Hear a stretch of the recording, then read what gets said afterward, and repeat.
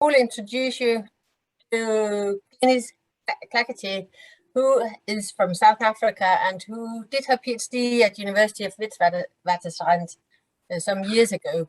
But even if she's a relatively recent doctor, she's been working with children and young people for much longer. So she's one of these persons who've been doing lots of very interesting work and then deciding to go into academia for a little while to explore new areas of her work. And then I can hear that she's back working with lots of different issues, so having two careers at the same time by the sound of it. So she's been working in East and Central and Southern Africa, and she's been working with all the big organizations, so UNICEF, UNHCR, Save the Children, Care Plan International, and so forth. So she's been working a lot with children who are asylum seekers or refugees or forced migrants, but she's also working with other children, and she has a real immense overview of what childhoods are right now and what they've been in the past, and how changing childhoods are also impacting a lot on what people think about how they should be protected and how children are thinking about their own lives. As a second speaker, we might or might not have Yao Ofosu-Kusi from Ghana, who's been working a lot with the children living in the streets and working in the streets in Accra. I will, if he gets here, get to introducing him at that time. I think we should just go ahead, listen to Glynis, who will talk for 35 to 40 minutes or 30 minutes and tell us about some of the research she has done with refugee children in Joburg. So without further ado, Glynis, over to you. We're very happy to have you speaking to us today. Thank you so much, Daughter, for inviting me, and it's good to meet all of you. And yeah, very interesting to be part of this this group. I'm going to just share my screen, and I want to make it so that there you go. So I had to choose one project that I've worked on over a number of years to talk about, and it's something that I've been thinking a lot about recently, and I thought was quite relevant to the topic that you are exploring as a group. So I want to share some stories with you from children that I've been working with since about 2008. And I wanted to begin by reading one small story that I think speaks to perceptions of childhood for us as child researchers, but also quite profoundly, I think, to how children's presentations of their own childhoods provide us with a complexity that we all aim for in our work, but we don't always access in our own research work. So it's a very simple little story, and it was written by Josias, who's 14. There's a small shop near my house. The shop owner is a fat man with a thin voice. It is hot outside. I go to the fridge. I get a strawberry Kingsley. A strawberry Kingsley is like a soda or a cold drink, a particular brand. I give the fat man my money. Then I open my Kingsley strawberry and drink. That cold Kingsley tastes so sweet. This little story and this particular drawing as well come from an art bookmaking project that I've been working on with a local nonprofit that provides psychological services to migrant adults and children in inner city Johannesburg in South Africa. And the art bookmaking project is run every winter school holidays for a different group of 20 children of adult clients of the counseling services. And over the years since the project began, we must have worked with about 120 children and young people aged from 5 to 18 or 19. Most of them are refugees from the war in Eastern DRC and the economic collapse in Zimbabwe, particularly in the last few years. Though we've also worked with Rwandan, Burundian, and Angolan children. mostly born in South Africa to refugees from the earlier conflicts in those countries. To understand the power of this little story, I think it's quite important to understand a little bit about what it's like to be a refugee in South Africa. And many of you might know this, but I think it helps to just paint a picture of the context in which these stories were told. Similar to many countries worldwide, refugees apply for asylum status when they arrive, and in law, they're allowed to work, to study, to access state social service, social security, and apply for formal documentation as refugees. But as in many of our countries, in reality, the law is not applied. So inefficient, corrupt, xenophobic, and increasingly violent state bureaucracy makes the renewal of asylum seeker status impossible, and access to actual refugee status completely impossible. So consequently, most refugees in South Africa are undocumented, including children born to refugees in the country. None of the children and families that we worked with over all the years have been documented, had legal documents. And this makes them very vulnerable to police harassment on the street. Corrupt police demand bribes from men and women and even adolescents. And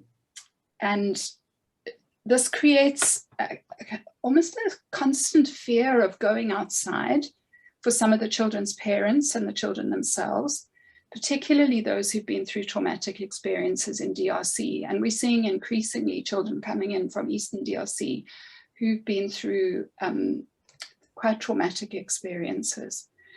So their lack of legal status means that they can't access health services. Sometimes nurses chase them from hospitals and clinics. Sometimes they'll find a kind person who doesn't ask for any documentation, and they're given access to health services. Many of the children who attended the project over the years were not going to school because they had no documentation. It's impossible to access state social services, even for unaccompanied children, in spite of special provision made for them in a recent addition to the Child Care Act. There was enormous advocacy around unaccompanied migrant children and the need to provide for them in legal policy, which is now the case, but it's not applied.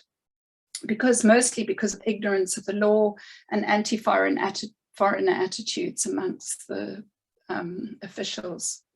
There are very few underfunded NGOs working in the inner city with displaced populations. And apart from initial emergency food parcels, none offer basic needs. And only one, the center that I was working with, which is called the Sophiatown Center, a community center for psychological services, offers a steady ongoing psychological support service in the city. Alongside this legal and institutional precarity, the children participating in the project live in very deep poverty. Along with many other migrant families, most of them lived in rundown houses and blocks of apartments that have no electricity or running water. They're abandoned houses. They lived with their mothers or both parents in single rooms rented from illegal landlords who take over the abandoned buildings and charge exorbitant rents for a small room. Sometimes a shared room with a curtain dividing the room, with a shared kitchen and bathroom, or no kitchen, and often no plumbing. The families struggled to pay the rent, and eviction at the end of the month was a constant threat. Many of the children had stories to tell of all their belongings on the street and not knowing where they were going to sleep that night. Parents struggled to find jobs, and the meager amount they made from informal work, such as selling vegetables on the street or acting as security guards, was often not enough for food and rent. And then, coupled with that, violent crime and abuse, both verbal and even physical, against foreigners is a daily threat on the streets. Many of you would have heard of the violence against foreigners that took place in South Africa in 2019. Alongside these present difficulties, many of the children and certainly many of their parents had been through traumatic experiences in the war in DRC, as I said. And all of them, wherever they came from, had lost homes, family members, and familiar places. And in fact, Johanna Kistner, who's the clinical psychologist and the director of the center where this project was placed, often describes how that the children and families live within what she calls a landscape of past and present trauma. Yet out of this landscape, alongside some stories of past and present traumatic experience, come these stories of the joy of a cold drink on a hot day, or crossing the street with my mother, or a favorite stuffed rabbit toy. There was a little boy who made this wonderful story about this rabbit toy that the rabbit that he had to keep on top of the cupboard because there were so many people living in the room. That was the only safe place that he could put it to make sure that it stayed safe from all the other people living in the room. There's stories about a pink bicycle, how my friend's dog peed on my shoe. One of the boys wrote the most marvelous comic story that had the dog walking off the page with just his tail sort of wagging at the end of the page. And then when he told us the story of how the dog peed on his shoe, the shoe was a big part of the drawing that he'd made. And so a fat man with a thin voice, I love that, sleeping with 5 blankets, one on top of the other, a bit like that English story of the princess and the pea, because it's just so cold. Before looking at these and other stories, I just want to tell you a little bit about the art book project, as I think the methodology is one of the keys that helped us unwrap the complexity of childhood that the children presented through their books. The core of the work was built around reading carefully chosen, published picture storybooks that we thought would resonate with the children's own experiences. And interestingly, not all of them were set in Africa. Some of them, it was more about the experience that the book was about. But this was one of the storybooks that we used, Ashraf of Africa, and that's Lot, one of the counselors reading the story. You'll see that we've had to, he's reading a photocopy of the story. So the stories included, they included stories about a walk down a city street, which is what this one is, a journey to town in a bus that gets stuck in the mud, a kind grandmother, and objects that bring back memories. And the reading of each book is followed by a step-by-step writing and illustrating of their own books. And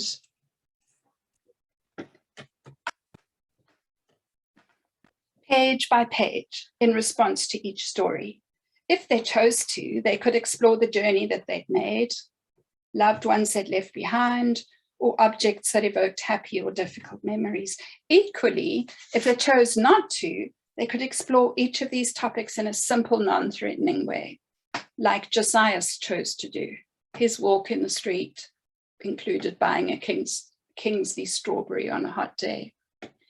We knew that none of the children were receiving ongoing counselling. Their parents were part of a counselling program. They were only with us for 5 days of the holiday project. So we had to think really carefully about what we were going to do that wouldn't be damaging psychologically for the children. And the work of art therapy theorists, which I found immensely useful in thinking about how to use artwork in research, such as people like Buck and Johnson, influenced our choice of a creative arts approach. They suggest that the creative arts give children a sense of control over negative emotions linked to past and present experiences.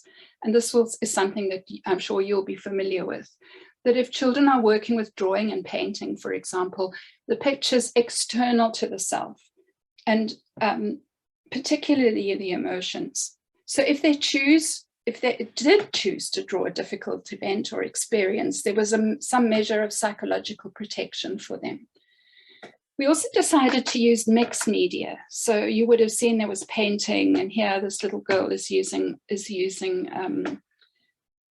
pastels.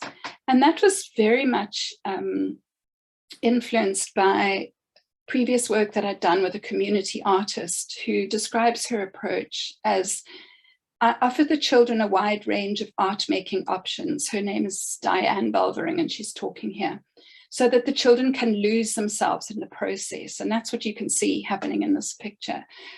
At an important point where I feel creativity works at its optimum, the children no longer feel self-conscious and dialogue in close relation to the materials at hand, absorbed in the free-flowing dynamic of their own ideas. And that's the end of her speaking. For Buck, speaking about art therapy, and I'm quoting her here, the bodily and life-affirming activities of the artist making art can remediate the feelings of helplessness, passivity, and annihilation experienced during traumatic events. So we felt confident that the art book making would be positive psychologically and was as protective an approach as we could find for work with such vulnerable children. Obviously, we also ran the project within the work of the psychological service with trained counselors co-facilitating and psychologists that we could refer the children to if we needed. And just to note, we also felt that creating a picture storybook, and here you've got a sense of how simple the materials were and how simple the storybooks were.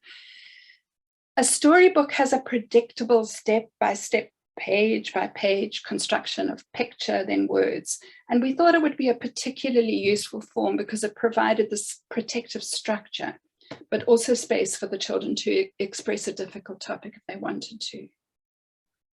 I know I'm amongst fellow researchers who use art as an approach, and I wanted to mention something that I'm sure you've all reflected on. As researchers who use art making, we often use art as a way into talk. So children draw, they take photos, and we discuss them together.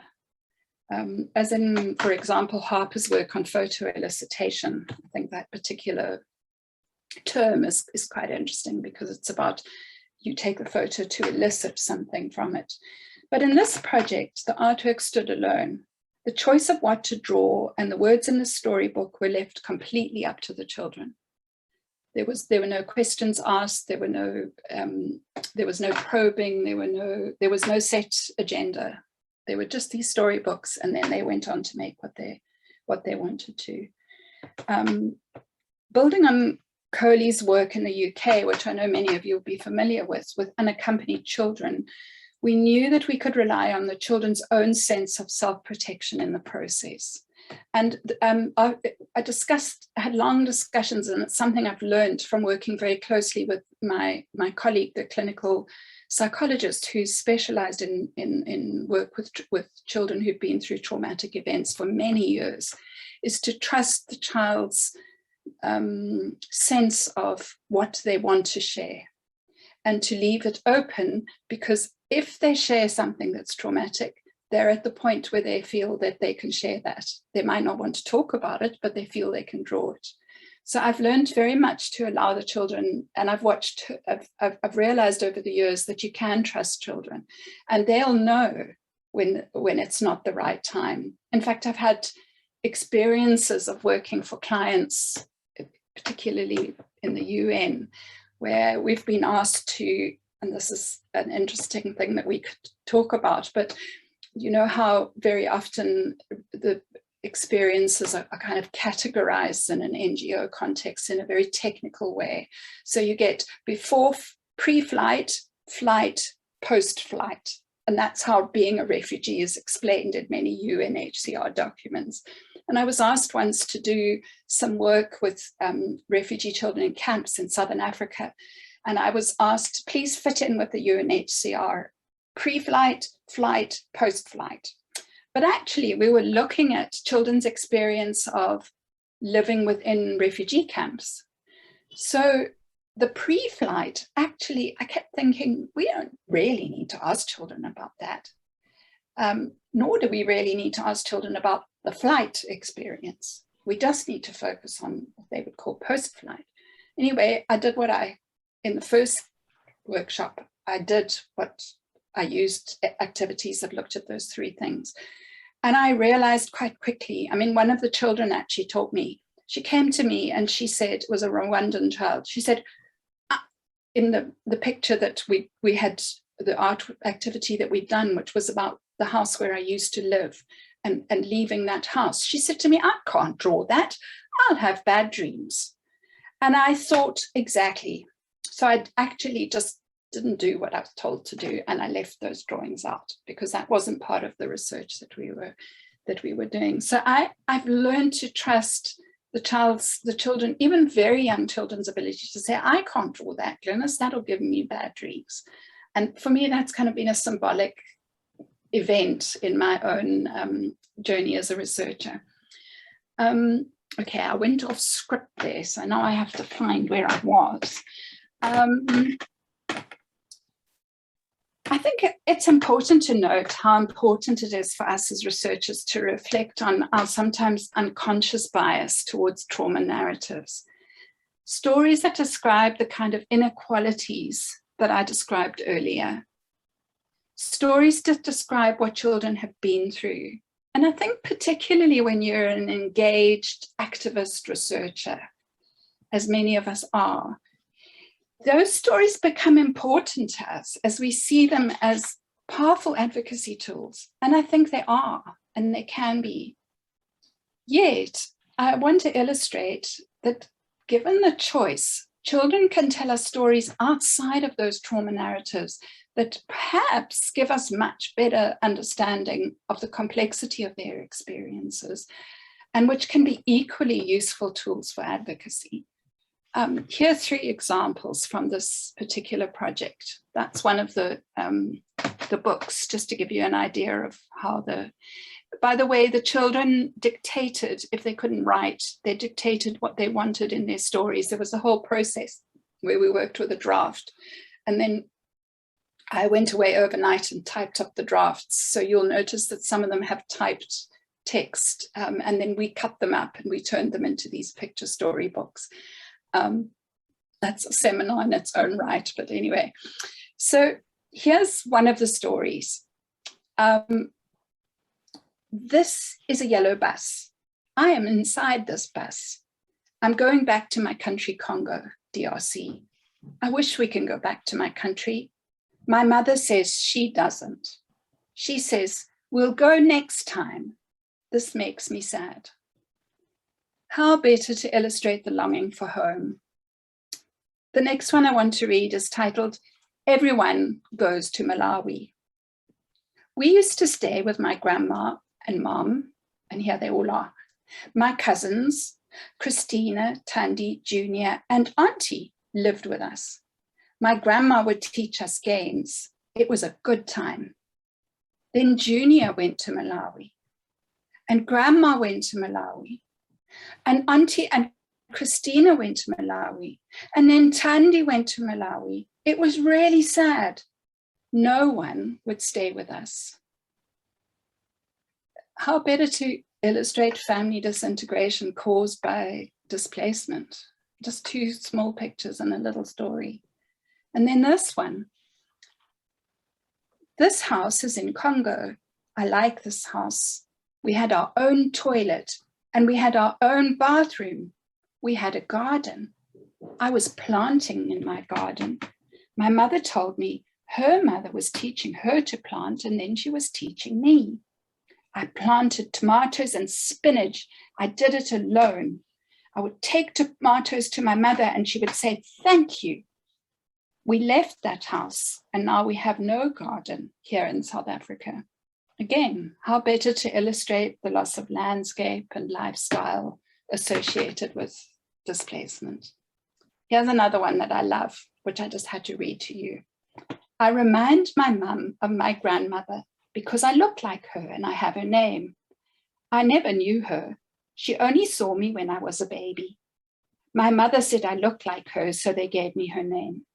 My mother says I do things slowly, and she says my grandmother used to do things slowly too, like wash the dishes and sweep the house.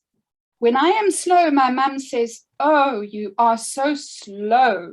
You do things just like your grandmother. My mother says the way I laugh is like her. This makes me feel happy because it is like I am her. It is like I'm being given something when my mother says that. I carry my grandmother inside me. even though I am here far away in South Africa. And here's one. And I know many of us in the work that we do, we try so hard to not just collect the victim narratives and to find narratives that show us how children cope and the strategies that they have. And I know in your work, you've probably come across all these incredibly creative strategies that children use to cope with the complexities of their lives. And I think displaced children who've been displaced are particularly or children who, I suppose all children living in vulnerability are particularly adept at that.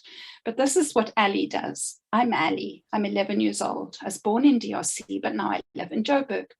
I left my home when I was 5 years old. I left my grandmother and grandfather behind. Some days I'm sad when I think about my grandfather who passed away.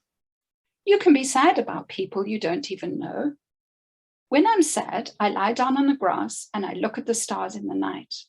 The grass is in the garden at my step-grandmother's house. I feel better when I go and do that. I just lie there and feel better. And I think that's such a wonderful sort of evocation of children's ability to find ways of coping with sadness. Some of the stories dealt more directly with the human rights abuses that the children faced. And here's another one, written by a little girl of 8. It's called It Touches My Heart.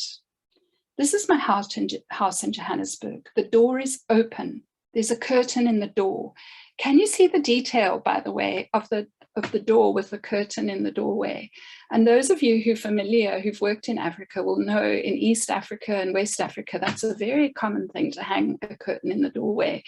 In South Africa, it's not common. It's not something that's done very commonly. So I love that little detail because it kind of immediately says this is the family from Congo that's living in this house. And I love the way she's left the door open in that picture.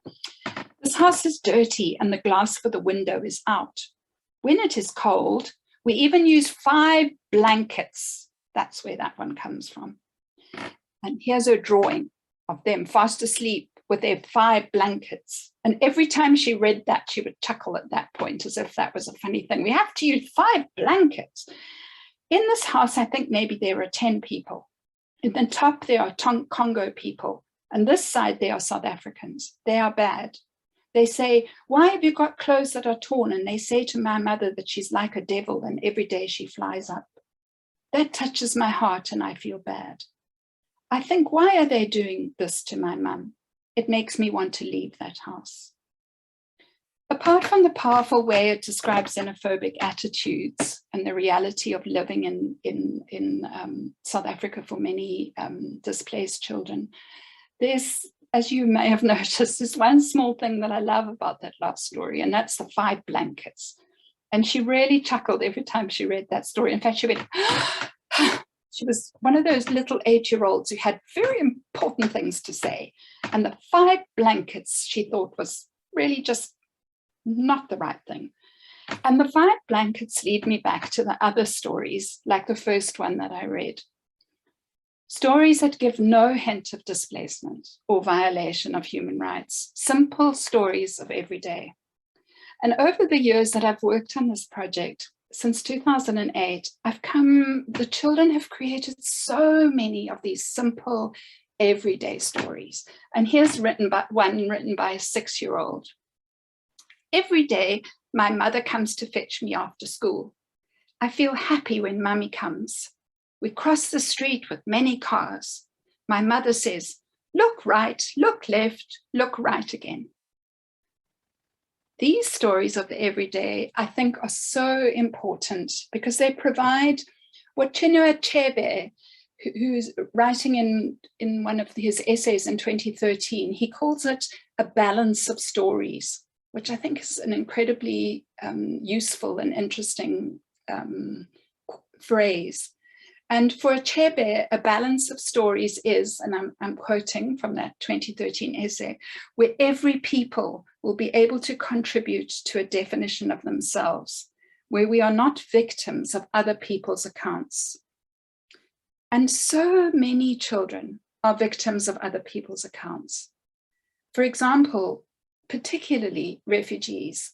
And the work of one of Judith Butler's books points out that she talks about how so often refugees are presented in the media as having no lives. So we as outsiders are not able, and she uses the phrase, to apprehend them.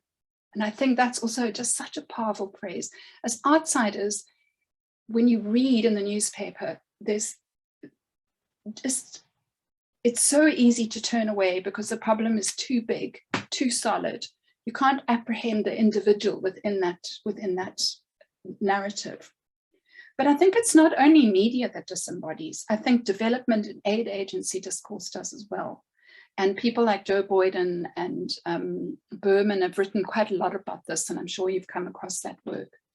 And in spite of the introduction of codes governing the use of photographs, for example, in NGO publications, I think there's still a sense that children are used as, and this is, I'm going to quote Berman here, a signifier of distress, dehumanizing them, their families and their cultures, and rendering them passive objects. That's the end of the quote.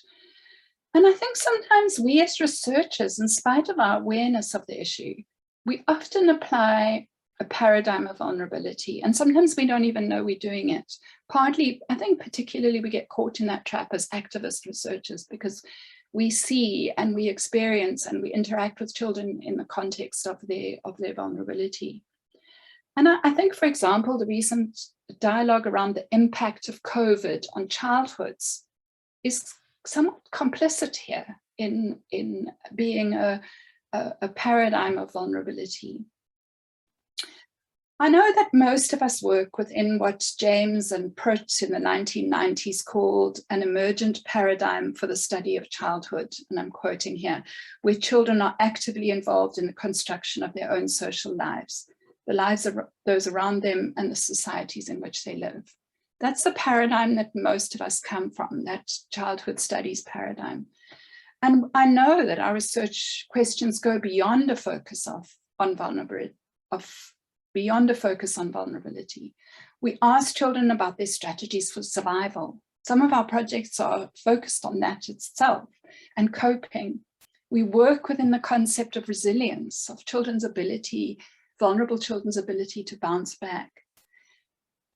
But what I learned from this project was that by allowing children to describe their childhoods on their own terms, what emerges goes beyond even that. I've begun to see these stories of the everyday as an act of resistance.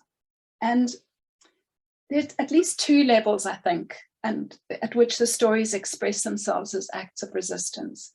The first is in the narrating of the normal. So Josiah's the story of buying cold drink, and Mary's story of crossing the road, Pascal's story of the dog that peed on his shoe, are narrations of the normal. And I found one of my colleagues, Rebecca Walker, who worked in Sri Lanka during the war and published in about 2015, the work that she'd done there. I found her work really useful in helping me understand this. She looks at how grief, pain, and trauma are resisted amongst the women that she worked with within that war zone.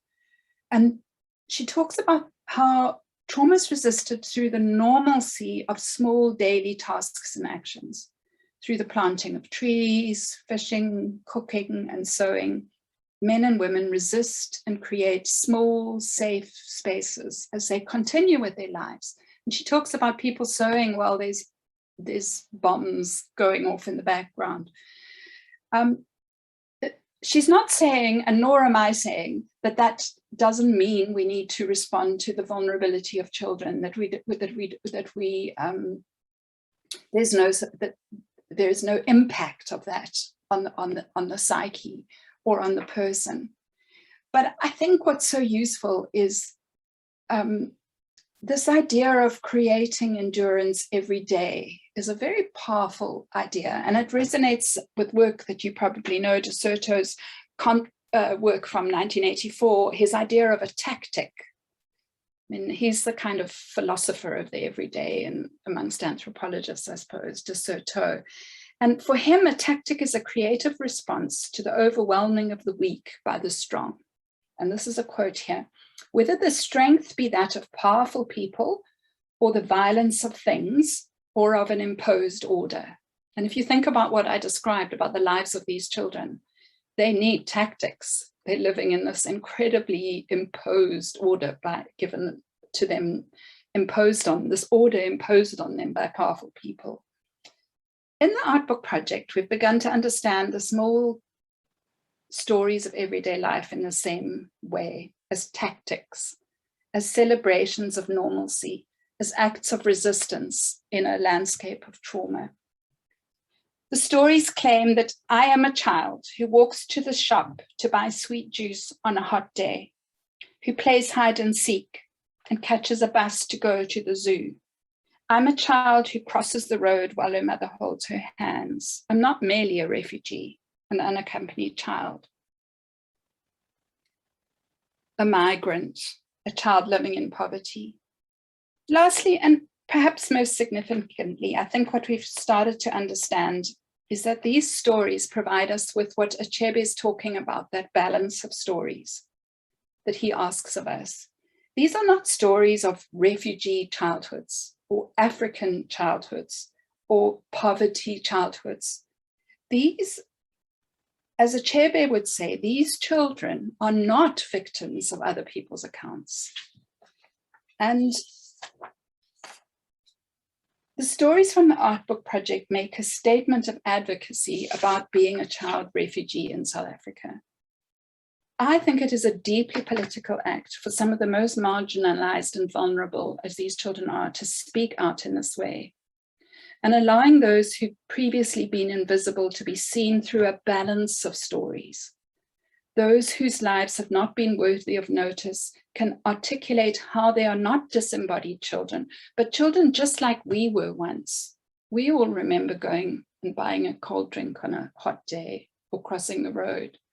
And just as our own children are. So we're able to apprehend them in the way that many of the other narratives don't allow us to. We can apprehend their lives so that we could truly empathize and hopefully respond with the activism that's needed against the injustice and inequality that they so subtly resist through their small stories. Thank you very much. Thank you very much, Glynis, for that very interesting talk. And one of the things I liked most was your point about how we can trust that your child have the ability to and sense of when it's safe to tell a story. I really like that.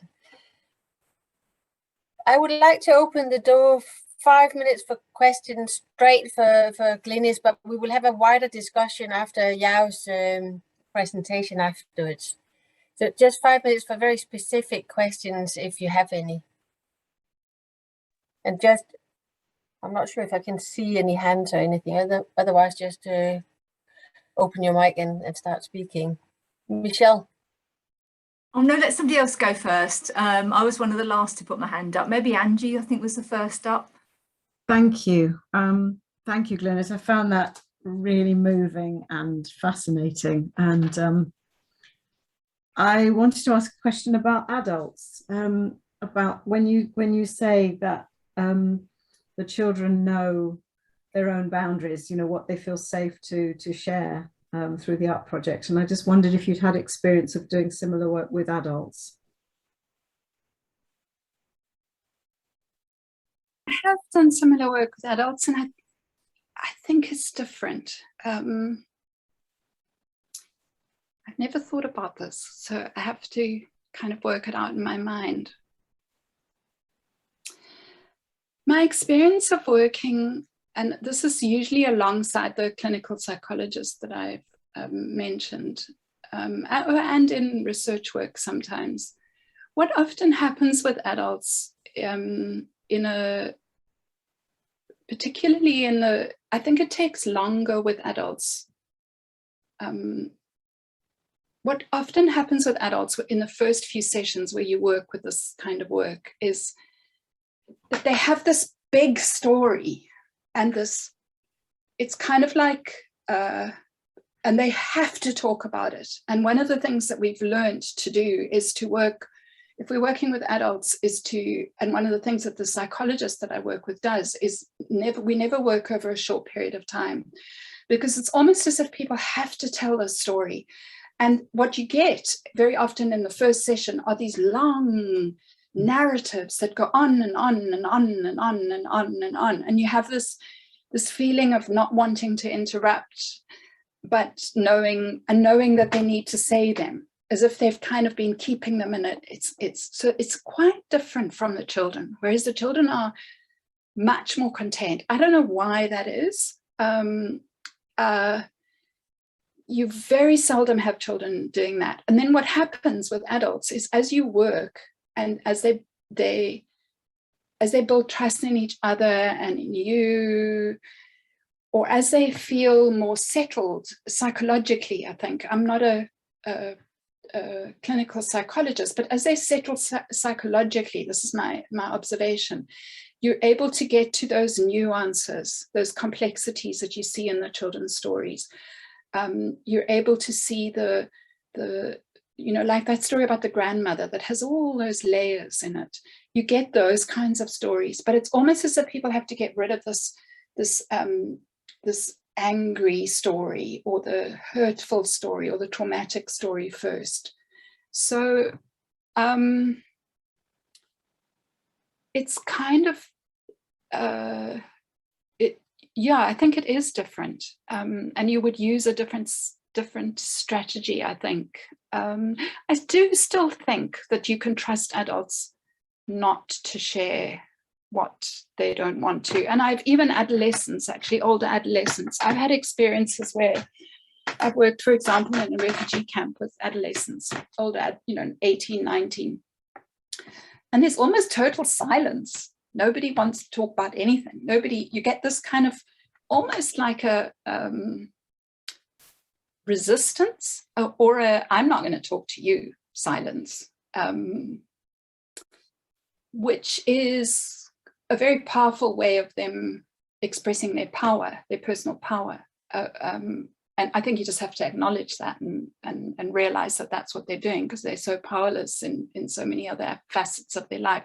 And here's someone who looks like she's quite nice and kindly, and we're just not going to talk to her because that's the power we have.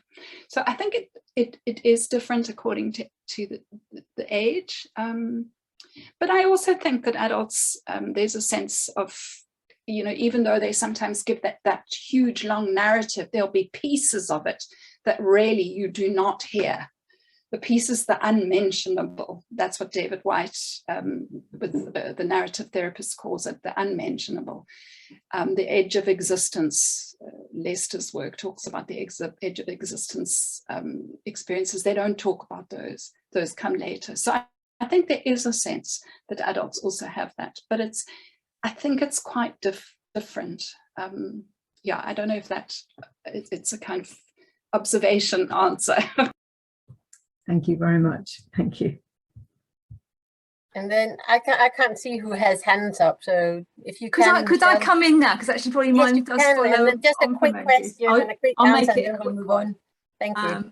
I just say first that was so brilliant, Glynis. I really enjoyed that so much. And I'm coming to this with my background also as an arts psychotherapist, having worked with children. And one of the things that struck me particularly is the boundary between therapy and research, and how you manage that boundary, because it seemed to me at times it strayed into the arena as a therapist that I would have worked in, and how complex it is to keep the boundaries of that. And we would see, certainly from art therapy theory, that the artwork is the container for emotions, and it's what keeps it safe.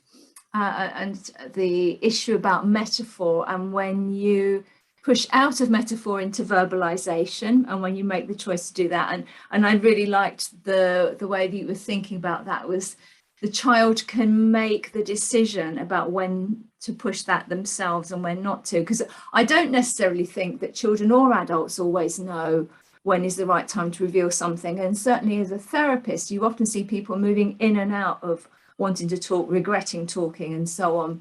But as long as the metaphor is there to stay, you don't need to have to push out of it. And that is what keeps it safe, probably. So I don't know if that's a comment or a question, really. Well, I think it's very interesting. It's something I think about a lot. And because I've done this kind of work very often with a therapist, you're right that there is though when I'm working as a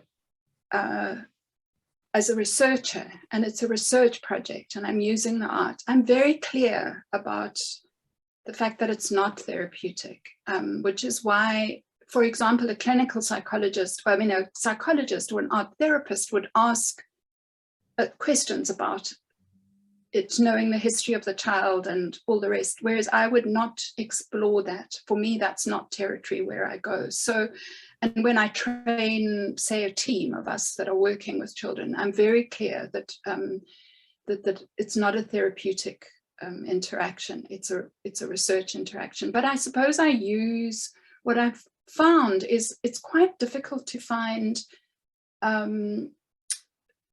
written literature around art-based research that talks about the details of using art. And I found the art therapy literature really, really helpful, because it helped me to work out why the art works and why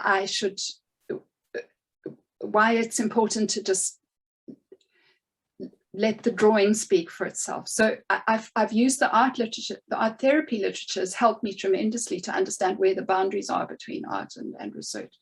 But this particular project is also a little bit tricky because the children were actually part of a therapeutic process. And sometimes we found, for example, the counselors and I, because the counselors, the children, we had 20 children, so we divided them into small groups, and you saw Lot, he was one of the counselors there.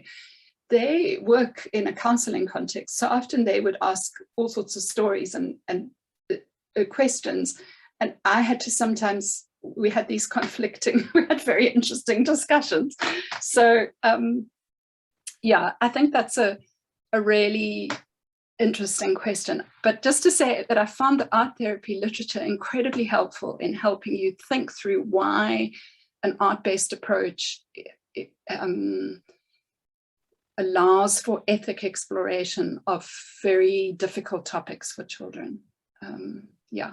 And I bet it was incredibly therapeutic, actually. It sounded it.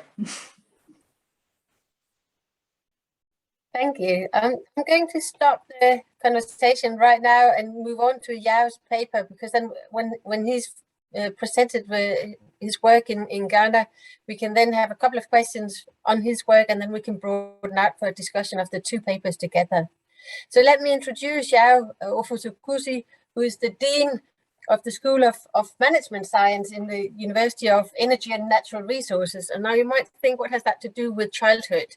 But Yao has been working for many years in Winneba at the University of Education, and he's been working with Phil Meeson, and he's been doing lots of work with young people living and working in the street in Accra. And he's been one of the researchers doing a lot of work on photography with these young people, as some of the first researchers in the West African context, as far as I know, at least. So without any further delays, because we want time for discussion, please, Yao, I'm very pleased that you could come and you wanted to give us a paper. I give the word to you. You're muted.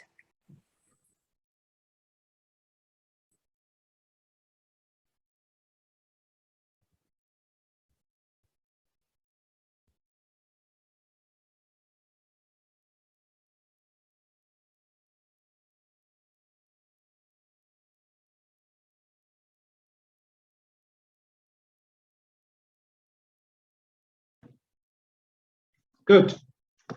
Thank you very much, Dottie. It's been a bad day for me. I've been constrained by technology. I'm not sure how it turned out this way, because since 1:45 13:45 GMT. I've been trying to connect as I agreed earlier. And I used the link you supplied me, but it didn't work. One of you graciously sent me an email a short while ago, and when I clicked, it just worked. So I've been wondering why I had those challenges. I want to thank you for giving me the opportunity to be part of this. And I'd like to say that my presentation is not very specific in terms of particular projects that I've done, but it's about the generalities of my engagement with children and other researchers, and how I have learned some things from them, and hopefully they have also learned some things from me, but in particular, the frustrations that I, as a researcher, encountered in some of these engagements. And I think in relating to other people, especially researchers like yourself and my research partner, Professor Phil Mason, of several years, we always recognize that we share common interest with people. But then childhood in Africa lives up to the hype of its contentious nature, because the moment you begin to unpack what really childhood is about in Africa, you are confronted with differences. You are confronted with ambiguities, tensions in interpretation and reality. So what we find is that at least at once, childhood is universal in Africa, just as it is in other places. But it is also equally particular for what it is and for the context in which we try to understand it here. But this complexity is important because this is what gives the fertile grounds for evolution of new ways of seeing childhood and new ways of thinking childhood. And so I would say that in pursuing this studies into childhood, I have basically been confronted with two ways in which generally researchers and others tend to look at childhood in our continent. And these, I would say, are dominant portrayals. And the first one is based on the idea of vulnerability and innocence. And the key thing there is a childhood that is framed in the context of crisis.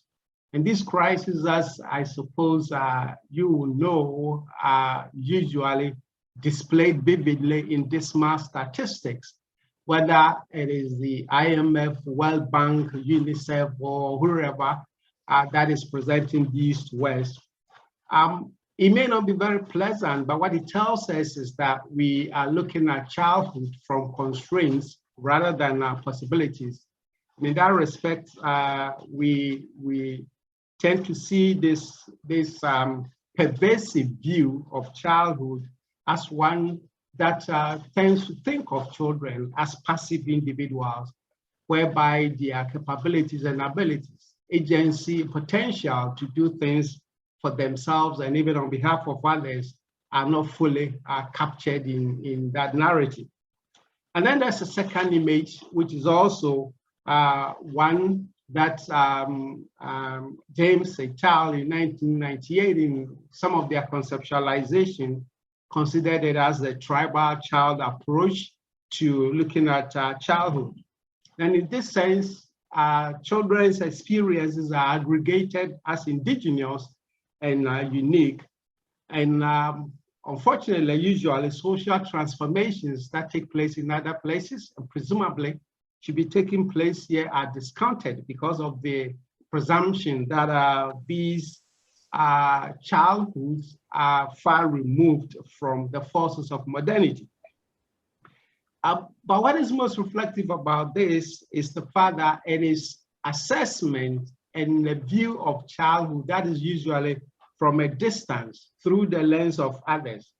What Milner, writing in 1989 in a very vivid way, labeled as third world child, in which he deconstructs it from the universalist to the localized and tribalized version and says, I quote, they are non-white, malnourished, and lacking in identity.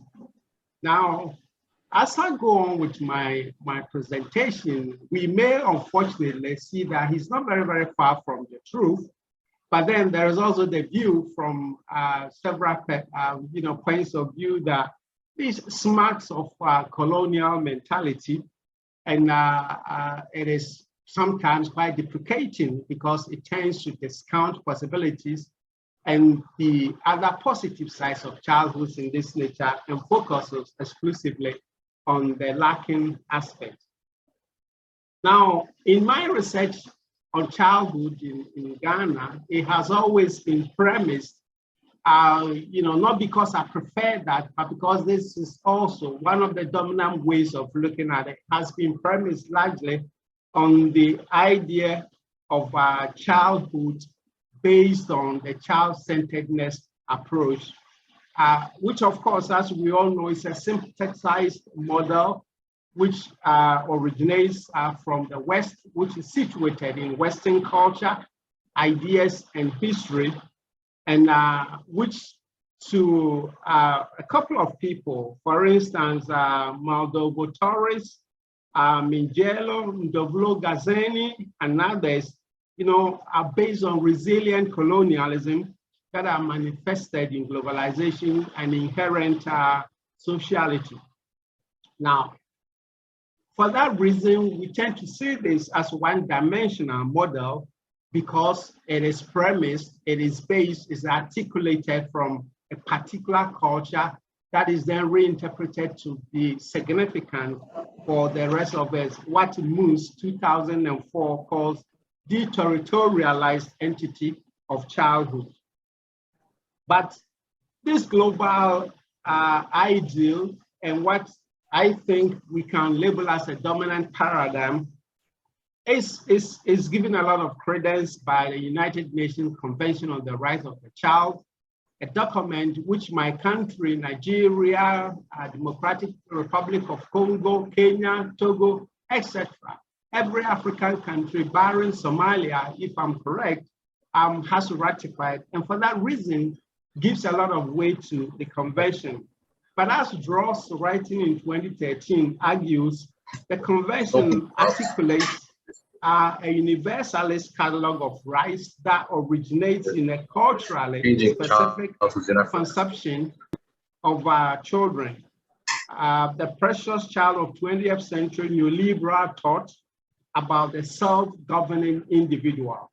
So obviously, you contrast that with Africa's penchant for collectivism, Africa's penchant for over-socialized living and so on, then this is clearly at variance with our cultural interpretation of childhood in Africa. But in particular, it is not the appropriate or correct depiction of children's experiences, not just in Africa, but in the global South as well.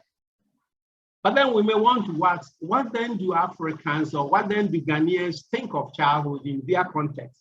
Now, we usually look at it from two perspectives, the traditional or the modern perspective. The traditional is essentially evident in our culture, which also are seen in proverbs that people use as a way of presenting ideas. And in this, the key parameter here is collective responsibility for the child, which I suppose many of you are quite familiar with. But there is also the recognition of a natural intelligence of children's ability. And in Ghana, for instance, we exemplify that by saying that nobody teaches the child God. There is also an adherence to systematic development of children's ability. And then again, using language as a way of expressing that responsibility on the part of adults, we say that the child cracks the shell of a snail and not that of a tortoise. And then we also believe that there is a need for care and love where children are concerned.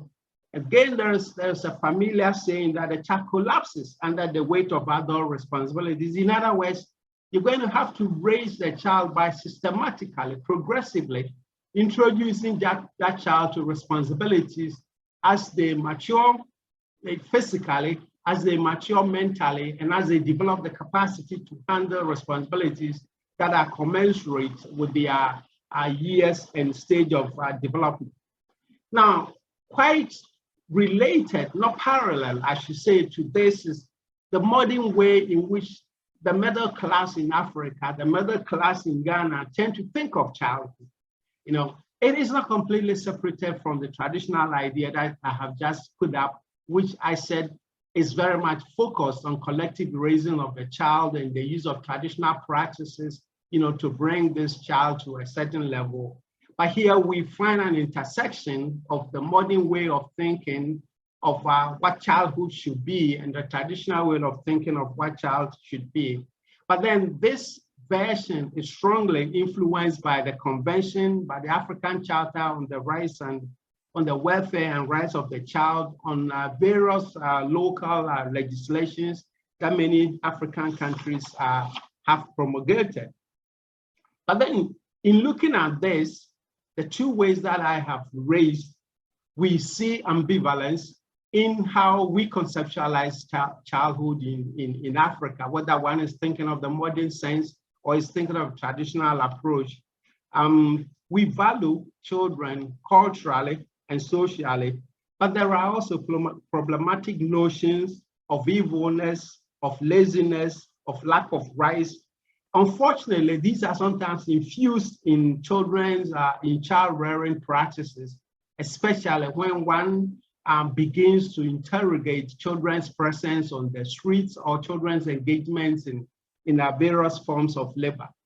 Equally, there are problematic lived experiences as well, which tend to be related to deprivation at the macro level, which can be translated. I mean, if you think earlier of the fact that some people present childhood on the basis of difficulties, lack, and so on and so forth. Here we find that actually presenting that reality in the forms of child mortality, malnutrition, poor enrollment and attendance ratio also. Unfortunately, we also find toxic socialization in the way people relate to children, which Davis, writing in 2006, labels quite interestingly as surplus humanity in some instances. So in a way, these deficiencies, these challenges justify the vulnerability, innocence, or tribal child approaches that I have just mentioned a short while ago. But what is even more interesting, when we engage children on the streets, when we are dealing with, say, child labor, when we are looking at why children are not attending schools and so on and so forth, we find tensions in interpretations relating to age specifically. Perhaps this is one of the most critical things as far as childhood studies in Africa is concerned, because of the variability in which we tend to see age in relation to the child and how it is seen, for instance, under the ages of the convention in relation to their child. So 18 years is a benchmark for child. And it is on that the convention pivots. But again, as I suppose many of you are familiar with, this is hugely problematic in African societies because by taking 18 years as the benchmark, we see a certain lack of fluidity and flexibility in capabilities, which we consider to be the key ways in which one should be judged as to whether they are in the social space of adulthood or childhood. For instance, I, in my research, confronted several 16, 17, even 15-year-olds who physically look like people who were 18 or 19 years old. But even if their sizes were diminutive and they wouldn't look like the average 18-year-old person in the global north, for instance, they would insist that I'm quite capable of doing this. And so it raises tensions as to whether, if they can do this, for instance, if they feel that they are mature enough to stay on the streets to work, whether one should argue and insist, as some governments in Africa have done, that no, you should go back to where you came from because you are not an adult yet. And so this is a tension that manifests itself regularly in my encounters with street children over the period that I have been conducting research with them. But what it also tells us is the ever-shifting complexities of being and becoming. We are quite aware of the idea that children are in the state of becoming, presumably to a point where they will be recognized as complete formations in what they are supposed to be. But to my mind, at every stage of one's becoming, one is a complete being, because by assessing a 10-year-old, for instance, we will be amazed at their capacities, whether one is doing this from a developed country perspective or from a developing country perspective. And so becoming is a process, but points in time also can be used to define the beingness, if I may use that, of a particular person. So this shifting complexity, again, plays itself out completely on the streets where I conducted my research, because you are challenged with the notion of the person not becoming an adult because the person is not 18 years old. And so you feel that, okay, I'm morally doing something by engaging this person and not maybe trying to get this person to go back to where they came from. But there is also the insistence that I can do what I'm doing. This is why I'm here. And so you have this issue to deal with as a researcher. Now, again, interestingly, the fixity of 18 years certainly is a Western invention or Western practice or Western cultural way of looking at age and separating groups of people into categories. But interestingly, and unfortunately for people who think that capability is more important than chronological markings, it is what has been synthesized to become the global model. And because the convention has been used to bracket children and to bracket social spaces in terms of childhood or in terms of adulthood. Nevertheless, the idea of 18 years as the benchmark for defining who a person is has gained considerable attention and acceptance and widespread adoption by African countries. And this has been manifested through legislations and specific institutions that have been formed by many African countries, especially as a reaction to their ratification of the Convention on the Rights of the Child. But this is quite interesting to our topic now, changing childhoods, because what it does is that it is helping considerably to impact on the evolution of childhood, on the improvement in the lives of children, and even on the notions of childhood itself.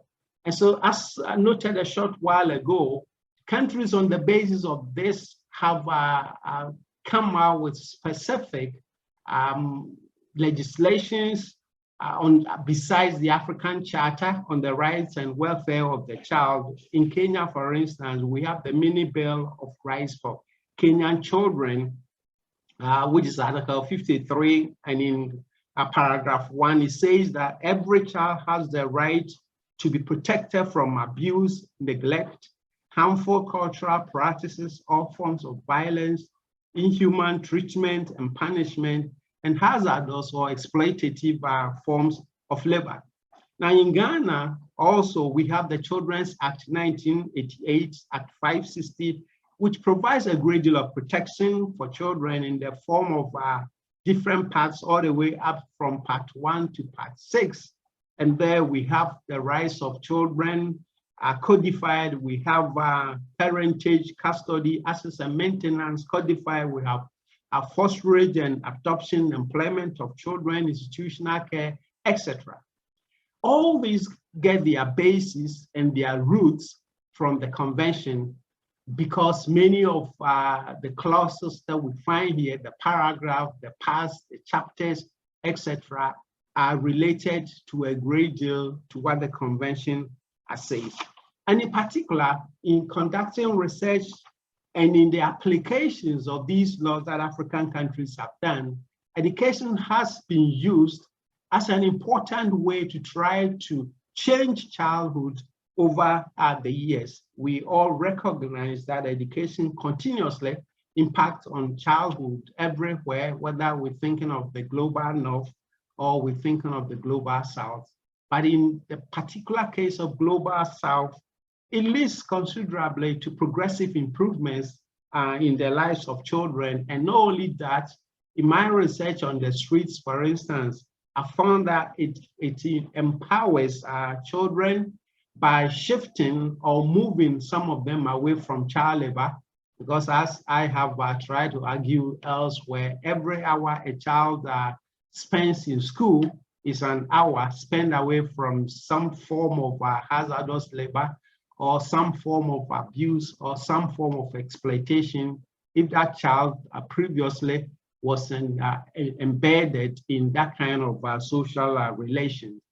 The same can be said about their presence on the streets. The same can be said about children, girls especially, who engage in petty prostitution or other form of transactional sex as they try to make a living on the streets.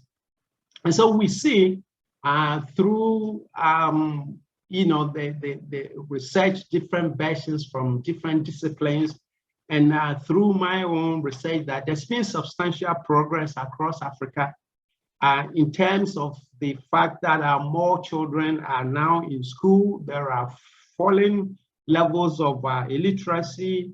There is increasing state and private investment on the continent. And then there's accessibility to different types of education, as well as a provision of free basic education in Ghana, Kenya, Nigeria, many other places in Africa. But then data and perception sometimes can be quite confusing or even deceptive, to use a stronger word, because the reality, despite this, is that whilst we acknowledge the right to education as evidence in the convention and in the Constitution of Ghana, for instance, and we recognize that education is extremely beneficial in the transformation of our children, we also see a lack of political will to fully promote the rights of children. And this is, again, evidence in children's presence on the streets.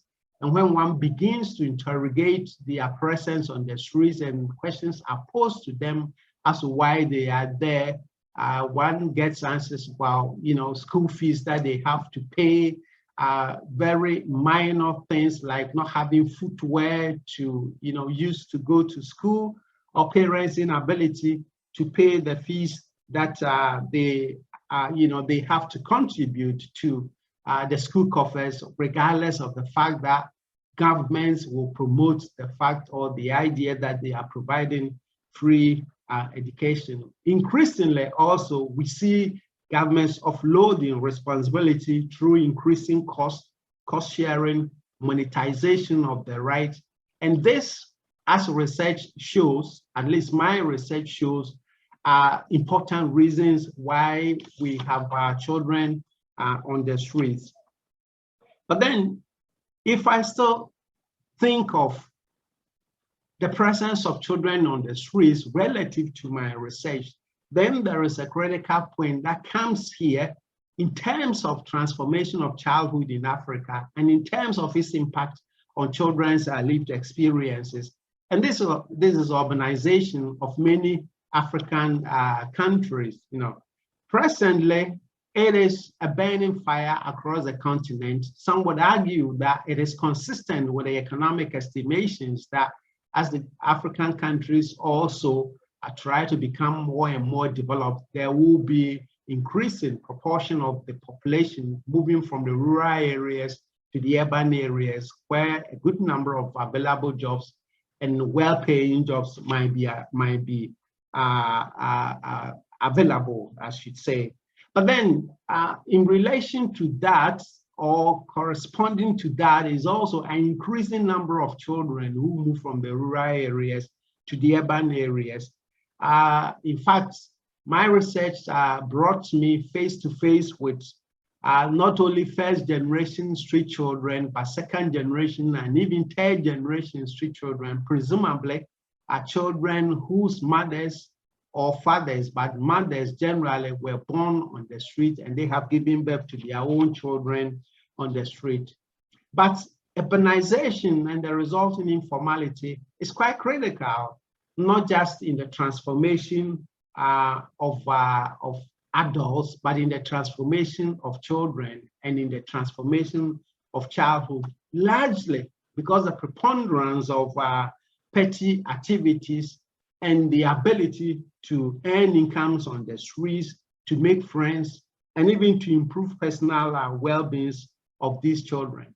But evidence from engagements with them, from the narratives, and from interpretations and understandings of traditions surrounding child upbringing in Ghana shows that these actions of children to migrate to the streets for whatever reason are inconsistent with the normative notions of childhood as a period of biological and social dependency in Africa.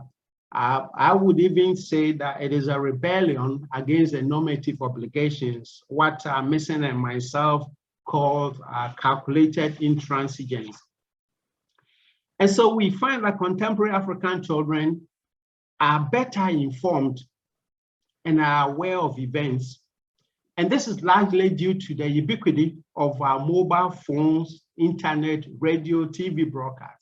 So what used to be mysterious as far as, say, what is happening in Accra or in Lagos or in Cape Town was concerned is no longer an issue. They can stay at wherever they are in many parts of Africa and have a fairly good idea about what is happening in the streets of cities of those countries. Hence, my research has shown that there is considerable awareness of the informal sector in the sense of its harshness as an environment, children's susceptibility to the weather elements once they are there, monetization of amenities, material culture that lacks attachment and permanence, health and environmental issues, rampancy of diseases, and self-medication in the case of sick children on the street. But in spite of that, my research shows that there is a willingness and persistence in taking chances on the streets. And so there continue to be a resilient utilization of space and opportunities on the streets of Accra, but on the streets of Lagos, Ibadan, Abidjan, Monrovia, Liberia as well. Now, again, an interesting aspect that I have come across in terms of children's engagement in labor on the streets, in terms of children's decision to leave homes, even when they do not qualify as mature people to do that, is the fact that there is a certain amount of unwillingness to be dependent on their parents, okay? And it is, to my mind, because informality provides alternatives for them. It provides alternative for them to challenge the capriciousness of their parents, the abandonment some of them face in the sense of parents not living up to their responsibilities, some of their dissatisfaction with school and how teachers approach the process of teaching and learning, poverty-imposed vulnerability that they have to live with, and some of dispossession of their childhood entitlements that some face, as well as tensions with stepfathers and stepmothers. Collectively, one will find variants of these reasons as we talk to street children or we engage them in challenges that they had in their homes, and which then became motivations to move onto the streets. But then they reappropriate this as an enabling factors for them to reposition themselves as capable beings through actions such as migration, sexual activities on the streets, and work that they engage in. So on the issue of their unwillingness to be dependent which I consider is one of the ways in which we can see changing childhood in Africa, is that is a reorientation of childhood by they themselves and how they perceive themselves as children. Now, some through my research claim agency and rights. Well, claiming agency is a natural thing, but claiming rights, like I am 14 or 15 years old, my father was negligent in meeting his responsibilities, so I'm on the street to look after myself or to raise money to do this or to do that, becomes quite critical, not something that we should just push aside, and only interpret the child's presence in the sense of the convention, but in the sense of what vulnerabilities arising from lack, pushes a child to engage in. And so part of the transformation is premature adulthood in the lives of some of these children. But then claiming agency and the complexities of agencies would not necessarily imply independence. And this is argued extensively by Blue Bond Langner, because agency itself could be empowering, but it is also sometimes accompanied by increasing vulnerability. And so claiming adult status, claiming possibilities of earning living, claiming a certain amount of unwillingness to depend on parents and wishes to stay on the streets leads to a resultant deepening of their vulnerabilities. But relative to that also is a quest for representation, because over the years, in trying to understand why it is important for children to earn incomes on the street, I have come across a certain amount of altruistic behavior on the parts of children, some arguing that in my appreciation of my parents' economic inabilities, I want to be here so that I can make contributions to them. Now, by doing that, it provides opportunities for them to claim representation as well. Not just that they don't want to be dependent on them, but it also empowers them to claim representation. And so we are increasingly seeing some number of them who are using deliberative disobedience to be on the street, and as an output of that deliberative disobedience, to say that, okay, now if I can make a contribution to the family's economy, then obviously I have the right, or I am mature enough to do certain things. For instance, I'm mature enough to disengage myself from the family's economic activity, like going to farm with the father, making an important contribution, but at the same time, not economically benefiting from that contribution. And so there is a certain assumption of proto-adult status through unexpected actions, for instance, as migration. If a child decides to migrate, it truly confirms obeisance, it truly confirms obedience to their parents. But obviously those who choose to move away, and in moving away at that point in time, in transitioning themselves from dependent children to independent children who are making their decisions for themselves at faraway places, they show a certain amount of defiance of parental activity. And so I see through my research that there is resistance to familial authority, which can easily, from the perspective of traditional way of engaging children, be seen as cultural affront to the authority of adults. But often, children don't do this in a hard, combative way. They do this through subtle reappropriation of the parent-child relationship. What Fox, writing in 2019, says that it's not a total opposition to the moral master frame of society, but a reinterpretation to increase their agency within that society. So yeah, you have another 2 minutes, please. Another 3 minutes. Okay. Yeah, good. I'll be finished in a minute or so. All right. So what, as a researcher, does all this tell us or teach us? I think what it tells us, or what it tells me in particular, speaking for myself, is that the shifting scenario on African childhood is not something that we have to look at as a standalone phenomenon, but that's something we have to incorporate into the way we engage them when we are conducting our research. And to my mind, it means we have to be seeing them in a very, very positive way, because we see that children can be considered as complementary. They possess agency, they have capacity, and they are rational. And for that reason, they can be important contributors to the research that we conducted, and therefore we must move away from passivity. We need to approach them, as Hill argues, in the consultation process. We should see research as a consultation process, engagement between adults operating from certain agencies and children situated in particular settings and contents.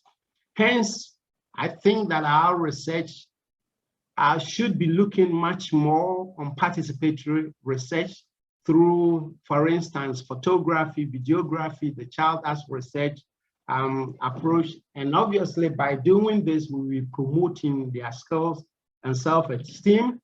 We will be finding additional vectors that will allow children to tell us what they know, but what we, even as adults, do not know. What my co-partner and myself call seeing through the eyes of children.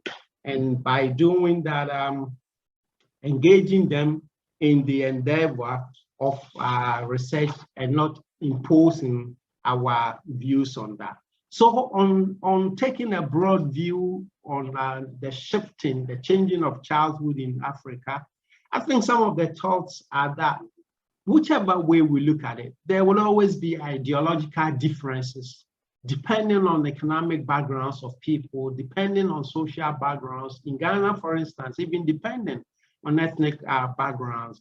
But whilst we tout differentiated childhoods, there is a globalized version, which might not always be what we want to, but it allows us to bring a certain amount of formality to the way we interpret childhood. Okay, but it is critical that in doing that, we always look at the context in which we do this thinking, the context in which we see change in childhood, the context in which there is transformation of childhood. Because it's inevitable, as Balok Pan argues, that we think of childhood and children within their culture, sociality, and relationality. And so in conclusion, my research shows me that children believe in the future, but they are equally skeptical about the present. And so while we as adults, we as government officials, we as researchers, we as lecturers and teachers, and whatever vocation and professions we are engaging, have a responsibility to try and get policymakers, construct policy in ways, inform policy in ways that in Africa, for instance, we will see the need for persistence in our quest to improve the lives of children, so that as the years roll by, there will be fewer on the streets. The vulnerabilities and the challenges that propel some of them to engage in certain activities will be minimized. And for that reason, deliberations like we are having now will focus much more on positive ideas and positive occurrences, rather than, unfortunately, the overly negative instances that we come across when we conduct research. Thank you very much. Okay. Thank you very much for this very interesting and rich discussion of childhood, and particularly juxtapositioning the universal way of thinking of childhood from the CIRCY to actually emphasizing many of the important things in the Ghanaian way, or the African way, Ghanaian way of thinking childhood as part of a collective responsibility for the child, natural sensibilities and gradual learning and so forth, actually approving of children's agency from much earlier than is thought of in the CIRCY. So thank you very much for this.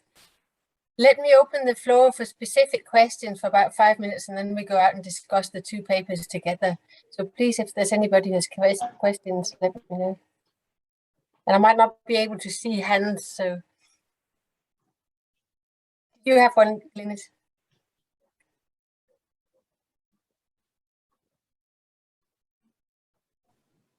Daughter, I can come in. It's Murray. Yes, please.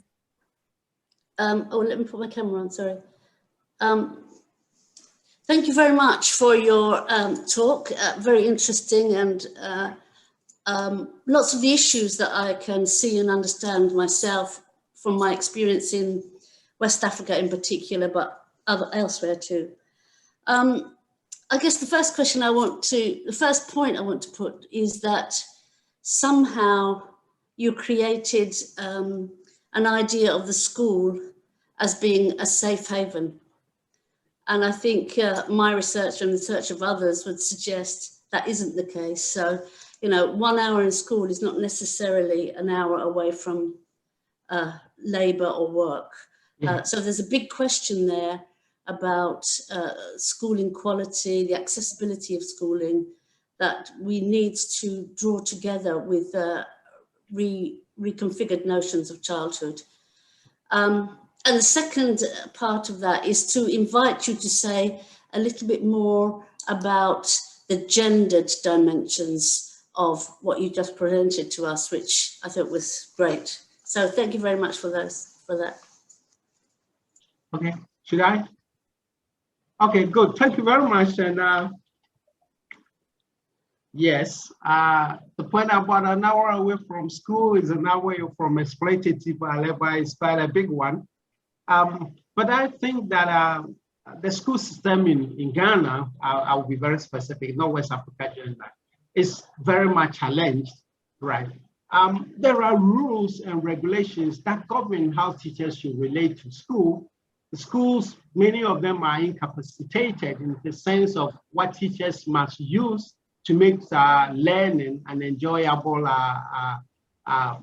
activity for children. But my view here is that if a child has to, say, be on a canoe on the Volta Lake is a big man-made lake in the eastern part of Ghana, has to be on a canoe from about 4:30 in the morning until about somewhere in the evening before the child goes back home. And we know that some of the children are used as divers to disentangle nets that have been caught in the branches of trees so that, you know, the net can be free to do what it is.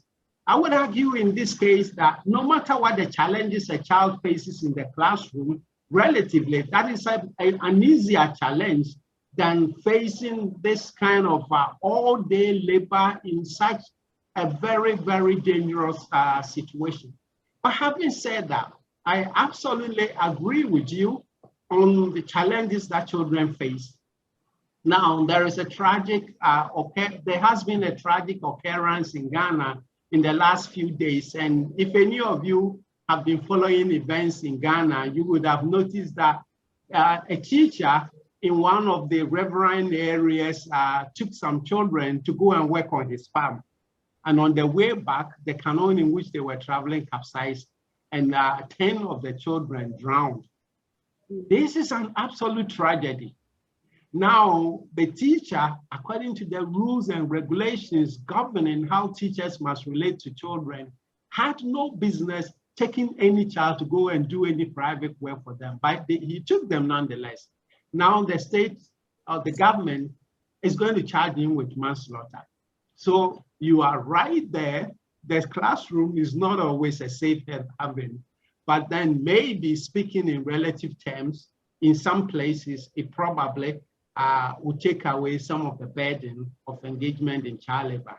All right. Now, the gender dimension of children's engagement on the street, there are probably as many girls in the streets of Accra in certain types of work situations as there are boys. There is a specific type of work called head pottering, which is girls using a head pan to carry loads from one place to the other. It's quite, as far as I'm concerned, it's quite debilitating, because it means that for many hours in the day, this person will be carrying loads from one point to the other through the congested West African markets situations. But there tend to be a gender division of labor here. Most of the boys who do this pottering will use wheelbarrows, or they will use trucks they pull behind them to carry their loads from point A to point B, whereas the girls will invariably carry them on their heads. I mean, the two are difficult work to do, but if you ask me, I would say that it is probably more injurious to a child's development when they are consistently carrying loads on their head than when 2 or 3 boys have collaborated to push a truck. You know, one is pulling, the other 2 are pushing behind. So there is a certain amount of distribution of the weight of the loads that they are carrying, you know. And so, yes, in this case, you see more and more females coming from particular parts of the country, especially the northern parts of the country, to engage in this kind of labor. And obviously, once they are on the streets, they become very susceptible to predatory sexual activities, and that, of course, push some of them into to become pregnant, and that makes their lives even more complex, you know, because now they have to find ways in which to deal with the adversities that they encounter in the streets, as well as to raise a baby on the streets. And if they had to take the child back home, that also creates even more challenges for them. So yes, in Accra, you will find many boys and you will find many girls as well. Certain jobs are done exclusively by girls, certain jobs are done exclusively by boys, but it is equally disturbing sometimes when you see both of the genders, you know, engaging in those activities at that time of their ages. Thank you both. I would like to open the floor for discussing the 2 papers now. I mean, they seem very different, and yet they're really talking about the multiplicity of childhoods and how we should see children and what children are doing in that context of living with xenophobia in South Africa and having their everyday lives, and then looking at, but not looking quite so much into, although I know some of the earlier work has done, the everyday lives of these young people, children living and working in the streets. So really thinking of what does it say to us about childhood and where children are positioning themselves and where adults are positioning children in contemporary Africa, and how that has changed since the past 10, 15, 20 years. So I'll open the floor if somebody would like to say something or comment or question. Roger, would you mind if I come in with a question for you all? No, Yeah, that's fine, thank you. I can't see the hand for some reason, so I put it in the chat that I would like to ask. Sorry. Sorry about that. Difficult to watch everything, I know. Yeah, no, thanks very much. That you all really enjoyed that.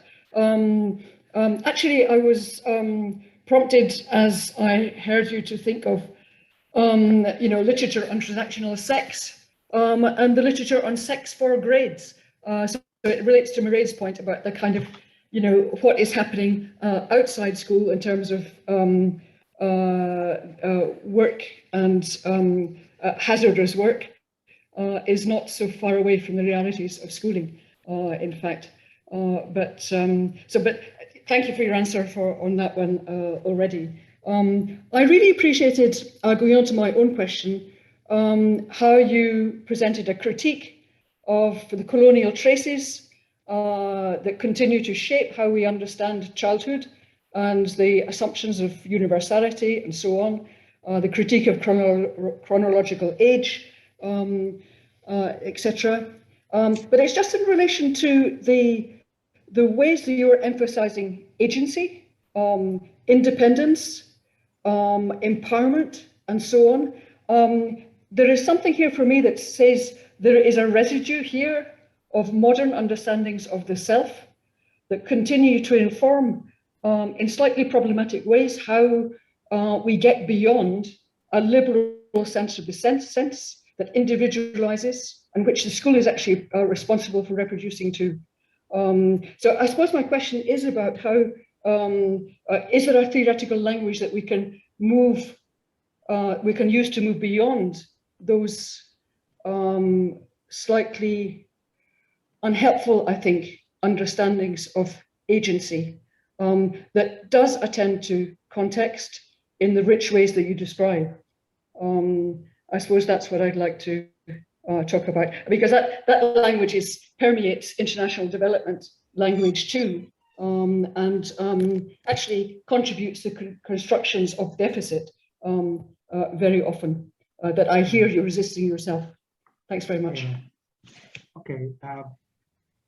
I'm not sure if I should take it as a question or as a comment, but I would say that there's considerable tension in that, in one way arguing that our children are capable of doing this because as human agents, they have inherent capabilities and they can amass, utilize those capabilities to overcome certain structural challenges and constraints and so on. And then, after making that argument, we go around to say that, oh, well, they could do that, but until they are 18 years, they shouldn't do that because they are still minors, and so as I tried to point out earlier, this is a tension that continuously, make, for instance, speaking for myself, my work as a researcher are challenging and difficult to interpret at certain times now. On one hand, this person that you are dealing with is a child by chronological age. The person is 17 years, but he's relatively well built, he's healthy, he's capable of doing what he wants to do. He wants to help, let's say, the family. He feels that it's better for him to be on the streets than to be at home.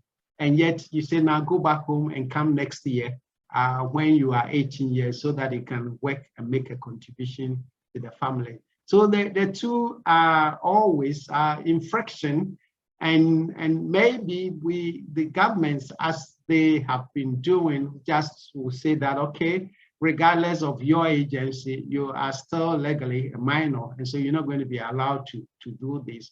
But in our case, that will be fine to the extent that governments can provide for these families and minimize the tendency for children to try and do something to help, or involuntarily for parents, in cases where they have to engage in involuntary labor because the parents or other people are utilizing their abilities.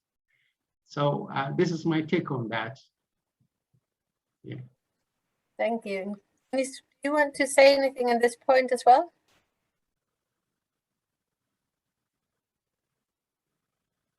No. Are there any other questions, please, or comments?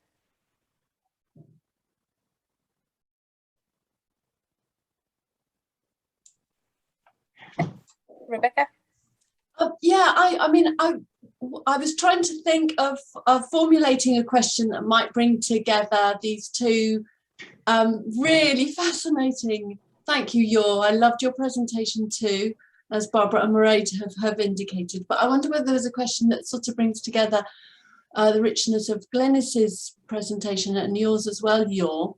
And I suppose I was wondering around this sort of the sort of competing discourses that are sort of coming up in both in very different ways between the sort of universalizing ideas of childhoods, whether those are coming from psychological discourses or sociological or other disciplines, and the sort of localized contextual. And in both there are, you know, you've deployed them differently. But I just wondered whether you've both got any final comments on how you see those sorts of tensions. So some takeaway thoughts for us. I mean, it's quite a big question, but yeah, I just thought that might be fascinating. Should we let Glynis go first this time? I think, you know, the more research I do and the longer the more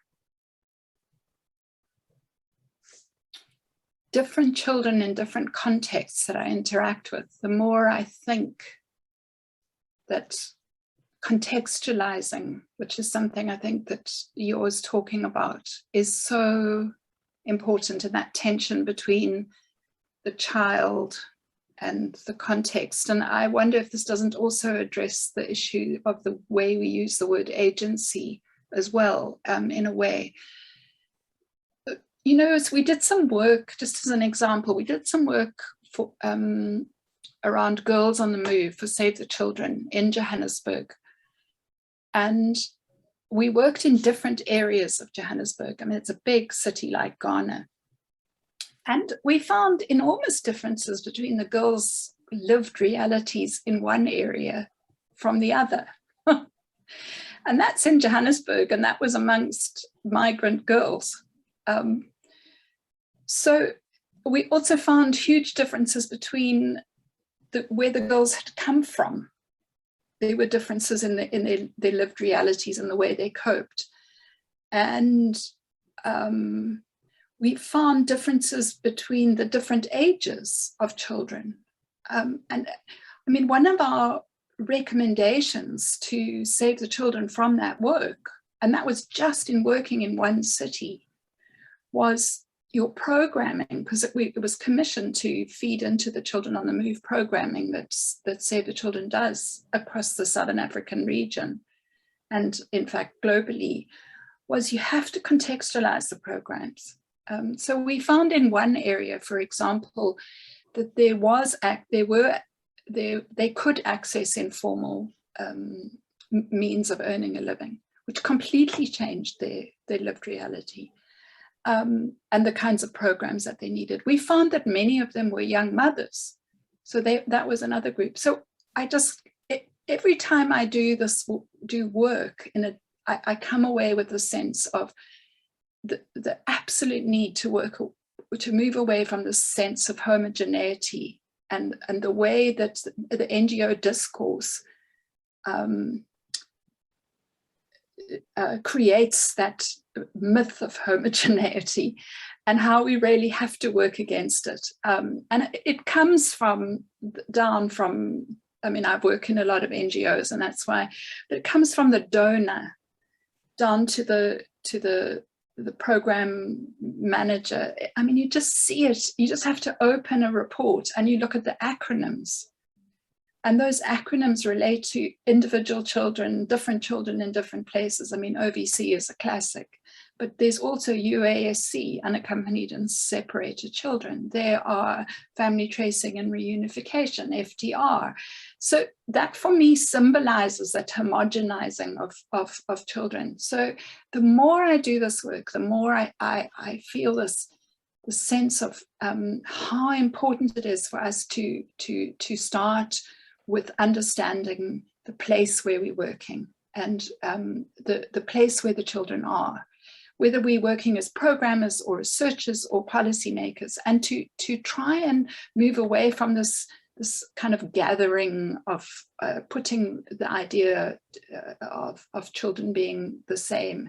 And I think that's kind of what you're describing, this kind of multiplicity that you have now, where you've got the traditional mixed in with the modern, mixed in with the children's own, and how you have to negotiate that every time you're interacting with a child on the streets in Ghana.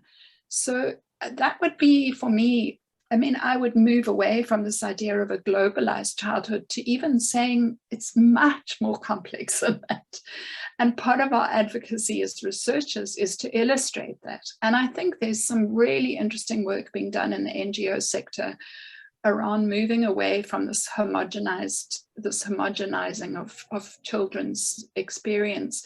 And that looks at, for example, the work of Mike Vessels, who works in child protection. And he's looking at something that he calls a rapid ethnography, which would suit, for example, NGOs who are moving into a humanitarian context or into a development context, that they begin with a rapid ethnography.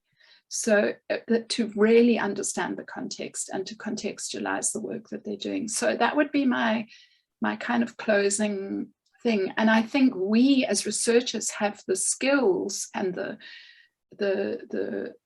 within our multiple disciplines to create that sense of complexity. And that's what we need to be reflecting. And I think that's where our two papers merge in a sense. Yeah. So that's my kind of point. Fantastic response, Glynis. Yeah, you'll follow that then. That's a tough one. I guess she speaks for the two of us, but I will just say this. Thank you, so that Dorothy will have some time to wrap this up. But I will just say this: they are competing claims, they are competing ideologies. But when we scratch up the surface and we get to the bottom, the two are all interested in the well-being of the child eventually. All right. When I talk of the traditional ways in which people perceive childhood here, it's about using traditional approaches that are very, very specific to their context to raise their children. And so they may know that the child is below 18 years. And as I use some proverbs to illustrate that, they recognize the point in time when the child should be made to do certain types of work. So without specific legal prohibitions about what someone can do or cannot do, they use their traditions and their own understanding of human capabilities to raise the child progressively to acquire the skills to do what they want to do. Obviously, when you look at the more modern forms that have been codified into laws and conventions and so, we're also doing the same thing. We are saying that because physiologically, a 13-year-old is not strong enough to carry 20 kilograms of cocoa beans, don't do that. And we use laws to prohibit that. But it's quite probable that the farmer who is being told not to do that is already quite aware of that and is using the best approach to gradually, let the child move from stage to stage to stage until where they are able to carry the 10 or 20 kilograms of cocoa beans. So I think there are different approaches. The tensions arise much more in how linguistically we use them and how the context in which they are used are deployed, to try to get people to behave in certain expected ways. Thank you, Dorothy. You can have the rest of your time. Thank you. I really, truly enjoyed both papers. And yes, it was complex to see how they came together, and it was there in the background. Rebecca put the words to it. So thank you for that, Rebecca. I have truly enjoyed this session. So thank you so much for coming and speaking to us. And I hope that we will be able to have some collaboration in the future as well. With all these good ideas and with these insights and different takes and things, and nevertheless agreeing by and large on that it's really for the good of for the children that most people are working. So thank you very much, and thank you very much for coming to the seminar and raising good and interesting questions. So thank you all, and I'll call it to a close. Thank you Thank so you much. so much. Thank you. Thanks, Dorothy. Thanks, everybody else. Thank you. Bye. Thank you. Bye.